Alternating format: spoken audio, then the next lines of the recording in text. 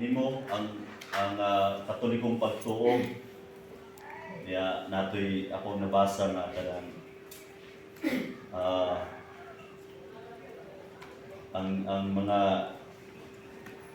kaning labi na katong ganiha no katong isgod sa Trinity no ang isod in town si Kuya Alfredo sa Trinity. Nagana kasi mga example nga Analogy. mga analogy no pero kapag ka tinuod no ako nun ako nga dugay na ko nag eskwelaha no aning atong pagtuo pero mayon ko sa inyo nga wag yun ko nakatugkad pagid ani no mayon gyud ko sa inyo anak kay kasi pagtuo mo nga si FD na mo niya ka mo sa inyo ko galingon nga hawd na no walay hawd sa ato dire no Ginoora. kini atong simbahan this is kaning misteryoso man nga simbahan no nganong misteryoso man siya kay ang nagtukod ni misteryoso man no ang ato ang Ginoong Jesucristo na wala gyud tay angay nga ikapanghinambog diri no wala gyud tay angay nga ikapang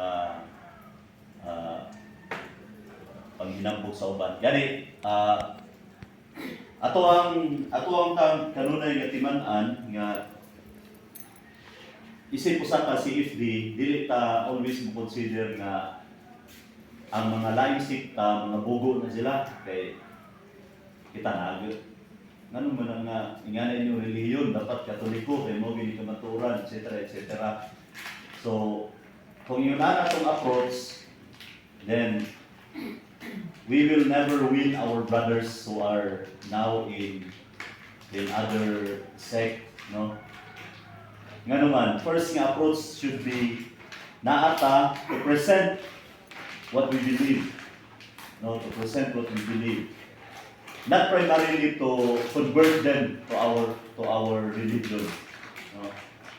Present lang nga yun ani ang among katoliko nga simbahan, yun ani ang mga doktrina, mga mga dogma, etc. Then it's up to them on how they are to understand or to appreciate our religion.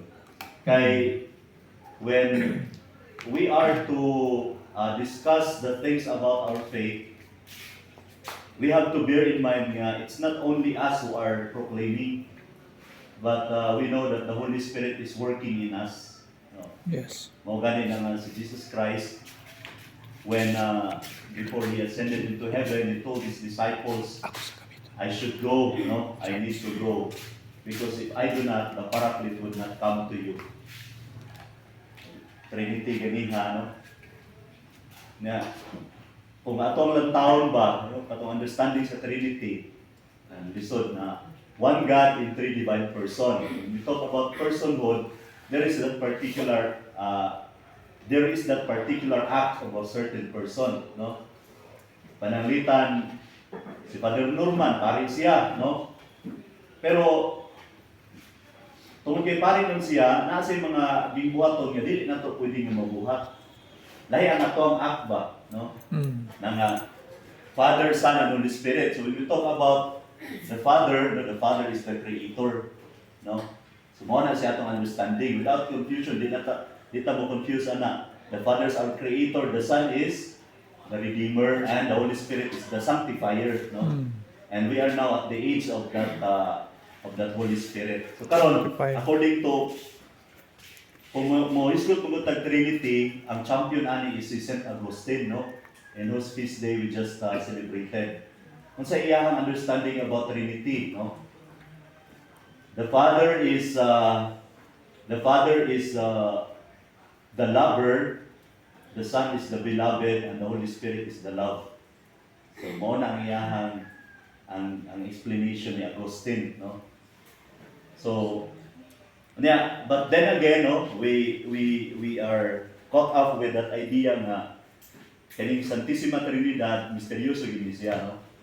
I would like to share to you the story of Saint Augustine nga si Saint Augustine after he was being converted niya gisaliyag yun niya ang Trinity, kaya di sa moto ba nga, how come nga naay tulo ka persona sa usa ka Ginoo? Hindi siya pagkatuwa na. Niya, pero tika-bright mo si Dr. St. Agustin sa itong simbahan. Niya, sige na siya, daghan na siya gipang sulat. Karon kay, saan naman niya, nagkuhan, ito nga, gawas sa siyang kwarto, natalakaw sa siya sa baybayo, no?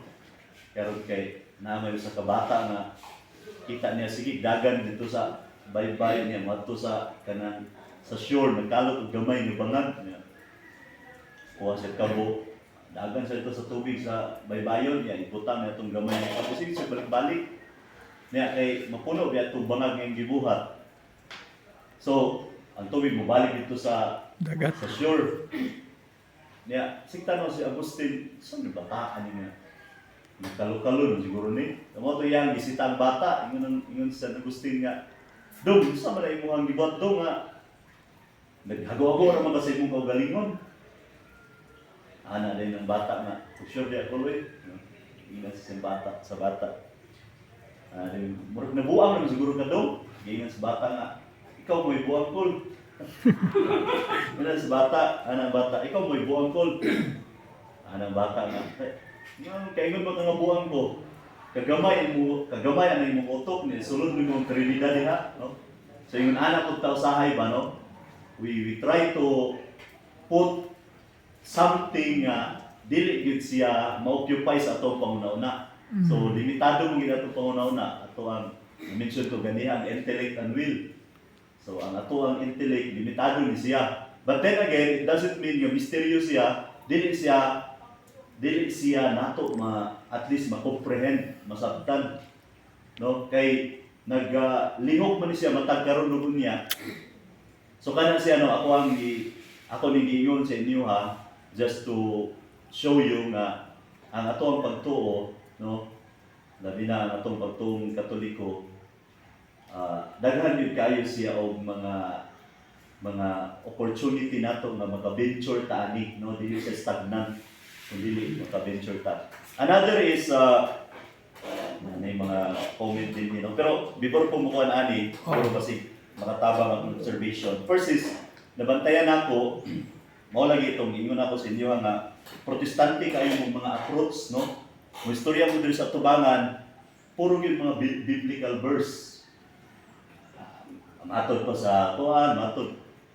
No? Pag ingon ana biya ang mga protestante, kabantay mo. Ingon ana ang mga protestante. Na sila ikuan, matod pa sa pulong niya. Tug ingon ni Padre ganiha nga ang source biya sa itong pagtuo, dili biya ang Biblia ra. No? Tulo biya itong sa tuwing dimension. Tradition. Tradition, magisterium, o scripture. So, dili ang atong approach nga muratag mga protestante, no? Do not drag your ayaw i-drag ang inyong kaugalingon sa mga pamaagi sa mga protestante. Namoy makalalis. Tama no? Labi mo no. Tinuod ba din ang naay unsang nang Trinidad, Brad? Na ikaw din magunaw-una ang bitaw no? Asa man nato mabasa, Brad? Di asa man nato mabasa sa Biblia. Di ba gina mabasa sa Biblia ang word nga Trinidad? Nya magunaw-una ang tama bitaw no? Adi gini tinuod ni Katoliko kay wa mo mabasa. Ana na din atong conclusion. Ayaw i-drag ang inyong kaugalingon sa mga panguna-una sa mga protestante. Kay ang ato ang simbahan dili gyud nato ma-explain kung unsa ka rich, unsa ka hamugaway atong simbahan, no? Ay hindi mo pagmanaw unsa man, no? Kay kanang mga protestante ang ilana word by word kay wala gyud sila ilang isaligan ang kanila man gyud ang Biblia. Litra por litra. In fact, ang Biblia, no, nisulod naman na, it follows after tradition. It is the church that compiles all those books man, di ba? Yes. But before the Bible, before ni na-compile ni ang mga secret writings, unsa may gibuhat sa mga sumusunod ni Kristo kaniadto, they practice the tradition. Binaba. No, the Holy Mass, nag-celebrate silang misa dito. Asa man nila nakuha? Sila man ang mga first witnesses in Jesus Christ, mga apostle. And then come to realize nga basi mawala ni nga tradisyon, so we put into writing. Ibutang na din ang mga evangelist, mga New Testament writers. So ayaw gyud po patol ang mga protestante. Asa man ang mabasa, dili lagi ang kamatuoran, no? Ang dili tanang kamatuoran mabasa sa Biblia. Mo na yung timandi. Dili pasabot nga wala sa Biblia, di na tinuod. Di na mo basihan sa pagkatinuod. Ako kakuha na natang pagka-Darwin man siguro. So, mo na iyang stand. Kaya karon sa may ako ang proposal sa inyo ha, no? Naman na gitawag na Magisterium of Sacred Tradition. Ninyo pag-present diri ganiha, sildang kay kung mga duhog sa inyo ha, nga nag-mention mong document sa simbahan. Siguro na yung mga CCC, pero wala gyud ko kadung sa inyo mga kaning mga constitutes, kaning mga kuan, mga gipangkuan bitaw sa mga pope, mga product sa mga council sa simbahan. Diha ba yung tata? Kaya naman, mao man ay magisterial teaching sa simbahan. Kanang mga document sa simbahan. Documentation. So, ang una gyud is muna kanang sacred tradition, mangita mo kanang mga source nga kanang mga writing sa mga famous nga mga writers sa una, then sacred scripture din kana yung mga document sa simbahan. Supply din ninyo ana.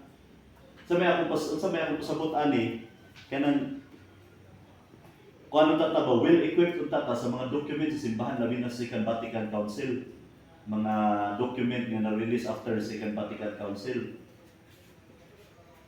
Katong gibasa ninyo ng mga libro kaganiha, naaman diha, no? Nag-mention ng mga document, pero nakafocus rin mo sa mga Bible verses. Wala, may istorya nila. Oh. Naka-absent man ito sa simbahan. Wala siya karin.